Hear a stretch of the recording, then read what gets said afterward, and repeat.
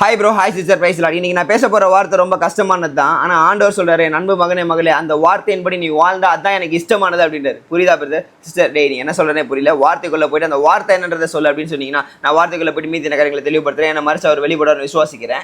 அப்போ சொன்னாங்க பவுல் பிலிப்பியருக்கு எழுதின நிருபம் 2 கிறிஸ்து இயேசுவில் இருந்த சிந்தையே உங்களிலும் இருக்க கடவுது. ஆமென். எத்தனை பேருக்கு புரியுது?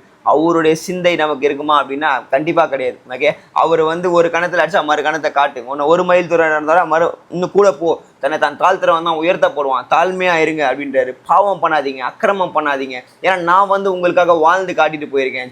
ஒருத்தன் கஷ்டப்படுறான்னா அவனுக்காக சோம் பண்ணுங்க. ஆனா இன்னைக்கு நம்ம ஒருத்தரை குறை சொல்றது, ஒருத்தரை கீழே பிடிச்சி இழுக்கிறது, இன்னைக்கு நம்மளுடைய எண்ணங்கள் அப்படிதான். இதெல்லாம் பிசாசு பண்ற வேலை. ஓகே, அவன் ரோல் பிளே பண்றான். அதாவது நம்மளை கெட்டவனாக்கி நமக்கான ஆசீர்வாதங்களை தடையா இருக்க வைக்கிறது அவன். ஆனா கிறிஸ்துவின் உள்ள சிந்தை நமக்குள்ள வந்துருச்சு அப்படின்னு அது வரணும்னா நீங்க வேதத்தை படிக்கணும். ஓகே, பாவத்துக்கு விலகி ஓடணும். ஓகே, அன்பா இருக்கணும். அன்பு தாங்க பிரதானமான கட்டளை. உன்னிடத்தில் நீ அன்பு கூறுறது போல பிறகு இன்னைக்கு கிறிஸ்தவருக்குள்ளேயே அடிச்சுக்கிறது, அப்படியே மேலே கீழே பார்த்துக்கிறது, ஒரு மேட்டிமை.